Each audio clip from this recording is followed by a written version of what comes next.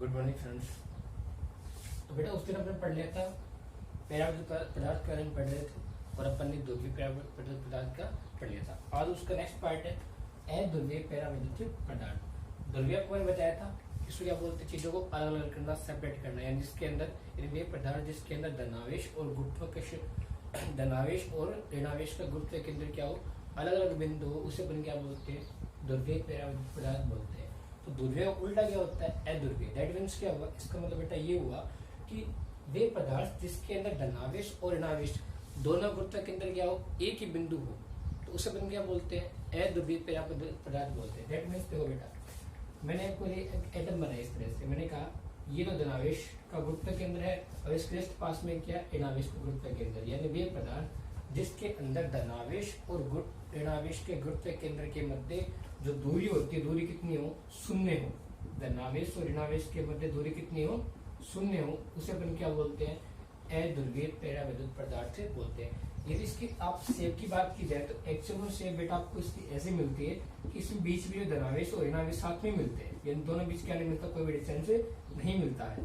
इस कारण ऐसे पदार्थ को क्या बोलते हैं, अध्रुवीय पैराविद्युत पदार्थ बोलते हैं। ठीक है, तो इनके धनावेश और ऋणावेश से गुरुत्व केंद्र को डिस्टेंस नहीं है, दैट मींस पदार्थ कौन से, अध्रुवीय पैराविद्युत पदार्थ है। ठीक है, और यदि ऐसे पदार्थ को आप बाह्य विद्युत क्षेत्र के अंदर रखोगे, ऐसे पदार्थ का रखोगे बाह्य विद्युत क्षेत्र के अंदर रखोगे, तो आपको किसी प्रकार का भी क्या नहीं मिलेगा, द्विध्रुवीय आघूर्ण नहीं मिलेगा। द्विध्रुवीय आघूर्ण क्या होते हैं, द्विध्रुवीय आघूर्ण बेटा उसको बोलते हैं, पहले बात करते हैं द्विध्रुवीय। द्विध्रुवीय क्या होता है कि जब परिमाण में समान और विपरीत प्रकृति के आवेश दोनों के मध्य कुछ दूरी हो, तो उसे अपन क्या बोलते हैं, द्विध्रुव बनते हैं। यानी आवेशों के मध्य क्या होना चाहिए, कुछ ना कुछ दूरी होनी चाहिए, और प्रकृति क्या होनी चाहिए, भिन्न भिन्न, और परिमाण क्या होना चाहिए, समान। परिमाण तो अपने पास समान है, लेकिन दोनों बीच में क्या नहीं है, दूरी नहीं है। दैट मीन्स किसकी फॉर्मेशन नहीं हुई, द्विध्रुव की फॉर्मेशन नहीं हुई। तो उसकी फॉर्मेशन ही नहीं हुई है तो इसका निर्माण नहीं होगा, द्विध्रुव का नहीं होगा, और द्विध्रुव का निर्माण ही नहीं होगा, द्विध्रुव आघूर्ण की बात ही छोड़ दो, उसकी बात तो हो ही नहीं सकती। ये कहने बात बेटा ये होगी कि यदि आप ऐसे पदार्थों को ऐसी जगह रखोगे जहाँ पे विद्युत क्षेत्र है ही नहीं, तो इसमें क्या उत्पन्न नहीं होगा, द्विध्रुव आघूर्ण उत्पन्न नहीं होगा। जो कैसे, जैसे मैंने कहा बेटा मेरे पास एक पदार्थ है इस तरह से, ये रखा हुआ है, तो कैसा पदार्थ है, ये अध्रुवीय पदार्थ है। कैसा पदार्थ है, अध्रुवीय पैराविद्युत पदार्थ है। पैराविद्युत पदार्थ रख दो, तो कुछ ऐसा बनेगा, इस तरह से बनेगा ना, इसे बोलते हैं जिसके अंदर धनावेश और ऋणावेश और गुरुत्व केंद्र क्या हो, एक ही बिंदु, उसे अपन क्या बोलते हैं, अध्रुवीय पैराविद्युत पदार्थ। तो इसके अंदर किसी प्रकार का द्विध्रुव आघूर्ण नहीं है, तो फिर यहाँ क्या लिख सकते हैं, बाह्य विद्युत क्षेत्र की अनुपस्थिति में, बाह्य विद्युत क्षेत्र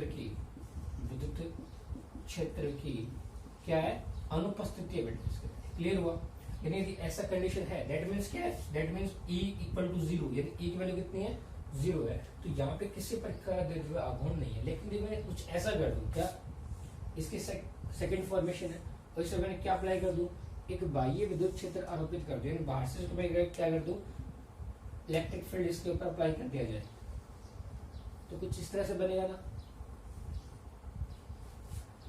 पदार्थ तो वही है, इस पर क्या हो जाएगा, बाह्य विद्युत क्षेत्र की क्या बेटा, उपस्थिति है। इस बार ये बता दी इस तरह से, ये आपका क्या है, ई सदिश, ये सदिश है। यदि ऐसा है तो ऐसा होने से बेटा क्या होगा कि जैसे आप इसके ऊपर इलेक्ट्रिक फील्ड अप्लाई करोगे, तो इस इलेक्ट्रिक फील्ड के प्रभाव के कारण जो धनावेश होगा ना, या जो पॉजिटिव चार्ज होगा, वो तो इलेक्ट्रिक फील्ड की दिशा में क्या हो जाएगा, संरेखित हो जाएगा, और जो ऋणावेश होगा ना, वो इसकी विपरीत दिशा में संरेखित हो जाएगा, यानी इसके बीच में क्या आ जाएगी, डिस्टेंस आ जाएगी, कुछ ऐसा बन जाएगा बेटा, ये प्लस ये माइनस, ये प्लस ये माइनस, ये प्लस और ये माइनस, इस तरह से बन जाएगा, प्लस ये माइनस, देखो यहाँ भी प्लस यहाँ माइनस, यानी क्या होगा कि धनावेश और ऋणावेश दोनों बीच में कुछ ना कुछ क्या आ गई, दूरी आ गई, और जैसे दूरी आ गई तो किसका निर्माण हो गया, द्विध्रुवीय आघूर्ण का निर्माण हो गया। यानी बाह्य विद्युत क्षेत्र की उपस्थिति के अंदर अध्रुवीय पदार्थ के अंदर क्या उत्पन्न हो जाएगा, द्विध्रुवीय आघूर्ण उत्पन्न हो जाएगा। कंडीशन देखो बेटा, कंडीशन इसकी ये है कि जो विद्युत क्षेत्र की दिशा में क्या हो जाएगा, धनावेश संरेखित हो जाएगा और उसकी विपरीत दिशा में क्या हो जाएगा, ऋणावेश। यानी धनावेश जो होगा वो बाह्य विद्युत क्षेत्र की दिशा में होगा और ऋणावेश उसकी विपरीत दिशा में होता है। और इसी को अपन क्या बोलते हैं, अध्रुवीय पराविद्युत पदार्थ बोलते हैं। अध्रुवीय पराविद्युत पदार्थ के अंदर बाह्य विद्युत क्षेत्र जब अनुपस्थित है उस समय द्विध्रुव आघूर्ण, that means P equal to कितना होगा आपका 0 होगा। और जब विद्युत क्षेत्र अप्लाई कर दिया जाएगा उस समय P की वैल्यू कुछ ना कुछ हो जाएगी, द्विध्रुव आघूर्ण क्या हो जाएगा आपका उपस्थित हो जाएगा। ये आपका था अध्रुवीय पराविद्युत पदार्थ। इसके बाद इसी के अंदर आगे बढ़ते हुए देखते हैं बेटा, ठीक है, इसी के बारे में और बताते हैं आपको, उसके बारे में और क्या होता है, ठीक है।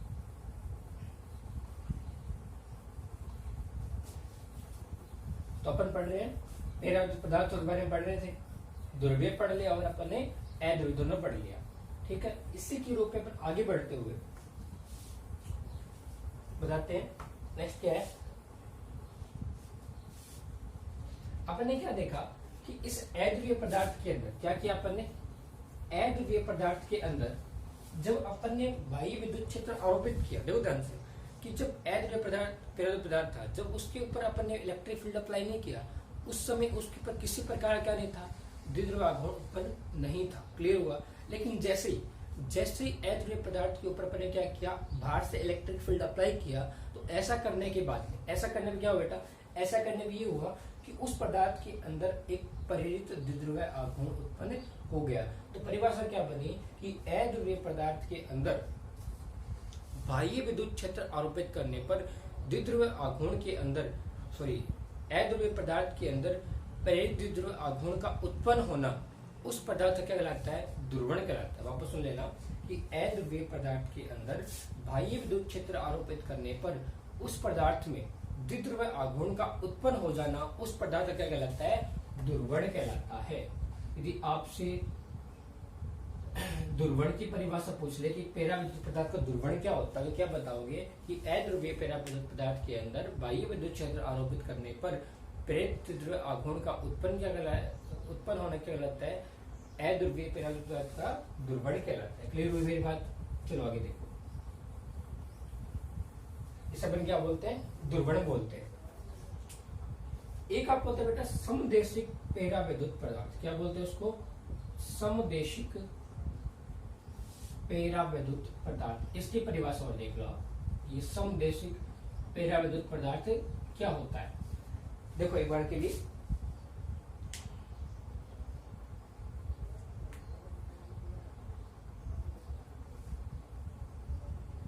देखो ऐसे पदार्थ जिसके अंदर पराविद्युत पदार्थ का ध्रुवण बाह्य विद्युत क्षेत्र के क्या हो, समानुपाती हो, तो ऐसे पदार्थ को अपन क्या बोलते हैं, समदेशिक पराविद्युत पदार्थ बोलते हैं। वापस सुनना, डेफिनेशन क्या है, अपन ने क्या सीख लिया, पराविद्युत पदार्थ ध्रुवण सीख लिया। तो मैं ये बोल रहा हूँ कि ऐसे अध्रुवीय पराविद्युत पदार्थ, यानी ऐसे अध्रुवीय पराविद्युत पदार्थ जिसके अंदर ध्रुवण होना या नहीं होना किस पे डिपेंड करता हो, बाह्य विद्युत क्षेत्र। देखो बेटे अभी मैंने कुछ ऐसे बनाए दिखाया था, ये प्लस था, ये आपका ये माइनस था ना, ये प्लस ये माइनस, यानी ये द्विध्रुव आघूर्ण उत्पन्न कब हुआ, ये तब उत्पन्न हुआ बेटा जब अपने क्या उत्पन्न अप्लाई किया, इस पे इलेक्ट्रिक फील्ड अप्लाई किया। यानी इलेक्ट्रिक फील्ड का मान जितना ज्यादा होगा द्विध्रुव आघूर्ण का मान उतना क्या होगा, ज्यादा होगा। यानी वे अध्रुवीय पराविद्युत पदार्थ जिसके अंदर ध्रुवण का मतलब क्या होता है, ये अलग अलग हो गया, ध्रुवण हो गया कि ध्रुवण का मान किस पे डिपेंड करता हो, इस इलेक्ट्रिक फील्ड पे डिपेंड करता हो। तो उसे अपन क्या बोलते हैं, पराविद्युत पदार्थ का, उन पदार्थों को क्या बोलते हैं, समदेशिक पराविद्युत पदार्थ बोलते हैं। दो ध्यान से कि वे अध्रुवीय पराविद्युत पदार्थ जिसके अंदर पराविद्युत पदार्थों का ध्रुवण बाह्य विद्युत क्षेत्र के क्या हो, समानुपाती हो, उसे अपन क्या बोलते हैं, समदेशिक पराविद्युत पदार्थ बोलते हैं। ये इसकी क्या होगी, परिभाषा होगी। चलो वे अध्रुवीय पराविद्युत पदार्थ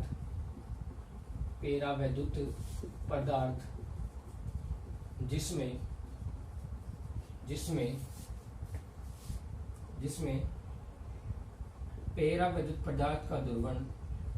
पराविद्युत पदार्थ का ध्रुवण बाह्य विद्युत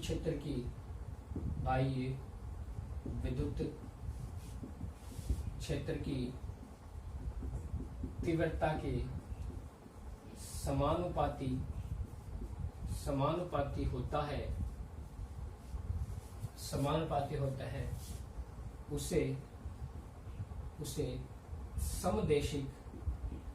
उसे समदैशिक पेराविद्युत पदार्थ कहते हैं। उसे समदैशिक पेराविद्युत पदार्थ कहते हैं।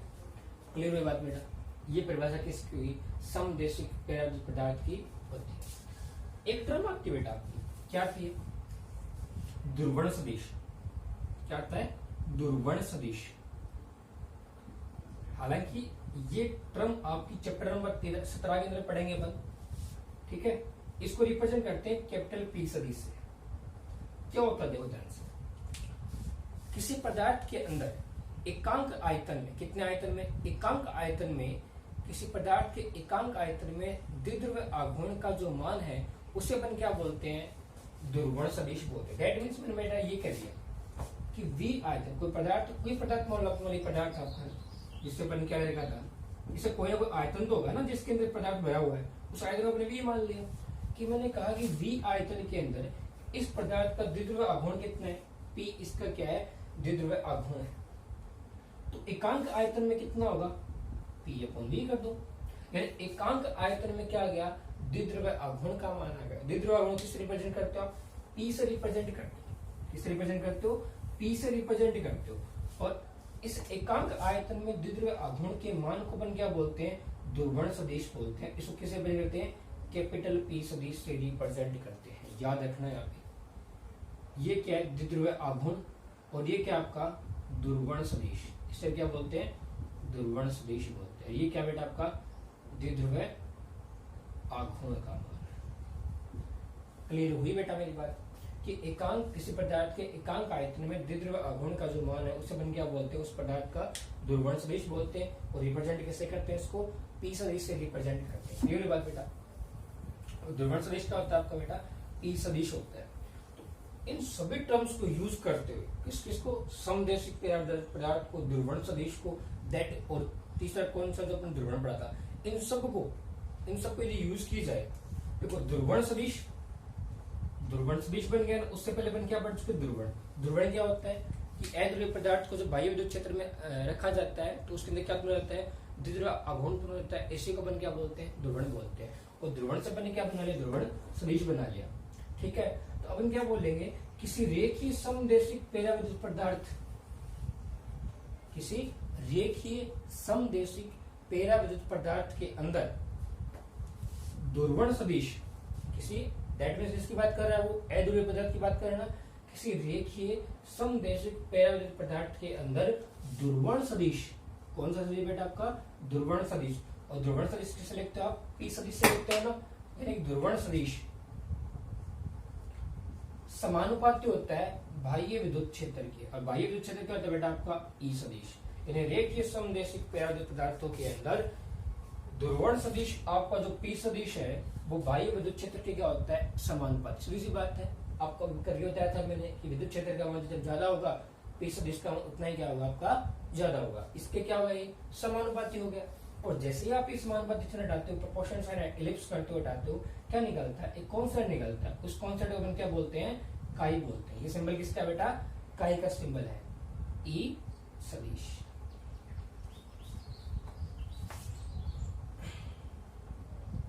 इसे अपन क्या बोलते हैं? सिंबल इसका बेटा, इसको बोलते हैं काई, और इसका नाम है पेराविद्युत पदार्थ की प्रवृत्ति, यानी पदार्थ की प्रवृत्ति बोलते हैं इसको। क्या बोलते हैं बेटा? इसको बोलते हैं पदार्थ की प्रवृत्ति। पेराविद्युत पदार्थ की प्रवृत्ति बोलते हैं, पदार्थ की प्रवृत्ति बोलते हैं। काय से रिप्रेजेंट करते हैं। और जैसे आप इस काय का मान निकालना, तो काय का मान क्या आएगा बेटा? पी सदिश डिवाइड बाई ई सदिश। यानी किसी पेराविद्युत पदार्थ की प्रवृत्ति क्या होती है? उसके ध्रुवण सदिश और बाह्य विद्युत क्षेत्र का क्या होगा? अनुपात होगा। इसे अपन क्या बोलते हैं? पेराविद्युत पदार्थ की प्रवृत्ति बोलते हैं। रिप्रेजेंट किससे करते हैं इसको बेटा? काय से इसको रिप्रेजेंट करते हैं। और ये काय जो कैसी राशि है? एक मात्रकहीन और कौन सी बेटा? सीमाहीन। मात्रकहीन तो है ही, और साथ में क्या है?